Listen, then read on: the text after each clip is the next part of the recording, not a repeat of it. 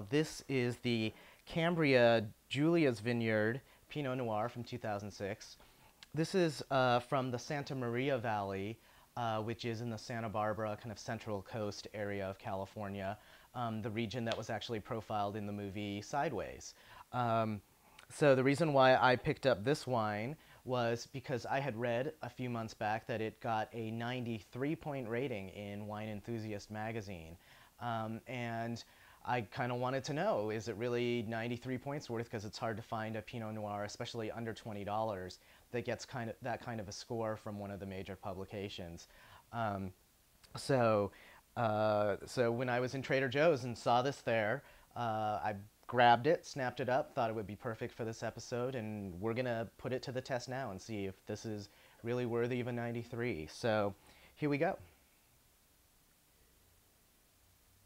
Okay, on the nose, I get actually a pretty strong blast of alcohol. I think this is probably a fairly high alcohol for a California Pinot Noir. I don't see the number on here, but I'm guessing this has got to be at least 14.5% alcohol. It's kind of very perceptible on the nose.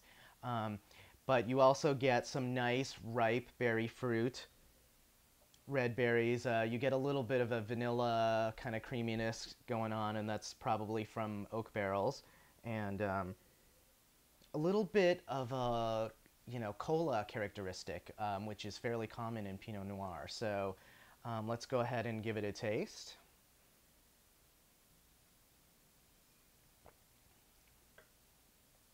Definitely doesn't feel as alcoholic on the palate. It's pretty nice and fresh, actually.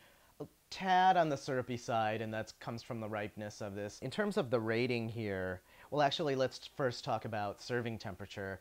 I actually am having this at, I would guess, about 65 degrees, so a slight chill on it compared to room temperature. And it's not commonly known necessarily. A lot of people think red wine, room temperature.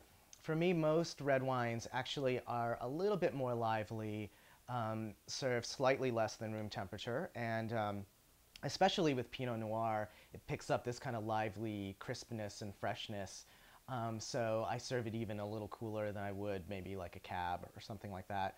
Just throw it in the fridge for a little bit before you have it, just to get a little bit of a chill on it, and it's especially refreshing on a hot day like this during the summertime. Okay, let's go ahead and try this with the food. I've got some authentic New York pizza here, straight up Queen style. It's not exactly a traditional food and wine pairing to have Pinot Noir with pizza, but what the heck, this is a show called The Amateur Wino. We can do whatever the heck we want, and let's just rock it authentic New York style here. So here we go.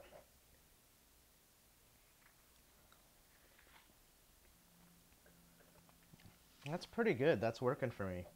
Yeah, there's some spice characteristics in this Pinot Noir that goes nicely with the pepperoni. In the wine, it's almost like a very faint, almost curry spice kind of thing, and I find that to be a fairly common characteristic in Pinot Noirs, not only from California, but also sometimes from Burgundy or Oregon, and maybe even Chile. And it kind of works well with this. I think when you taste this wine kind of before the pizza, it kind of works really well.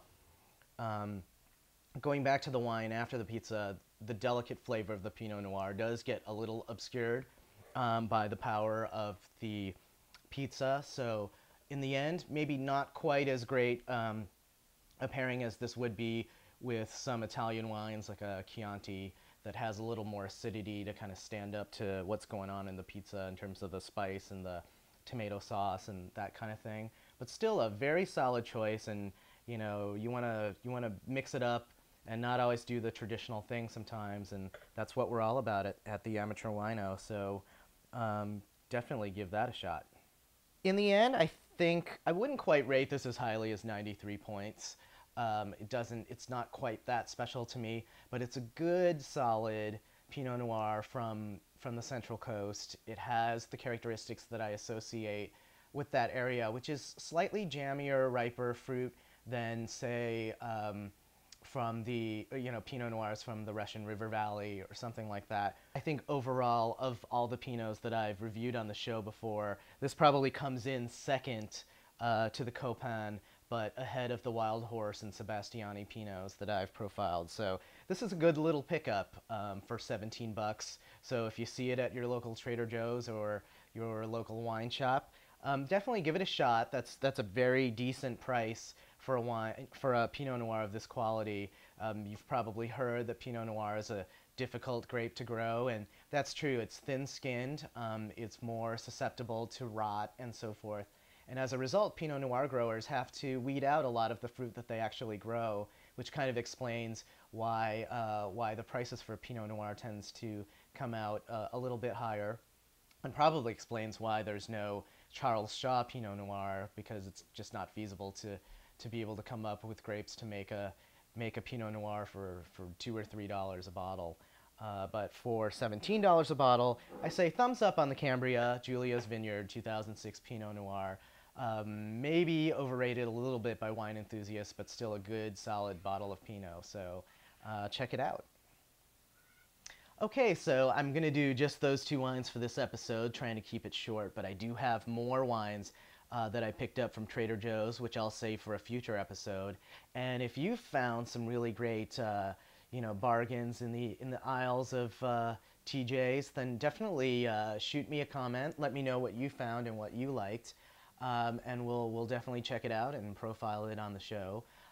Just to recap, the 2007 Chardonnay from Charles Shaw is a thumbs up. I had it with some food afterwards, and I can confirm that it went well with Vietnamese banh mi sandwiches. So go ahead and pair it with something spicy. It was pretty good.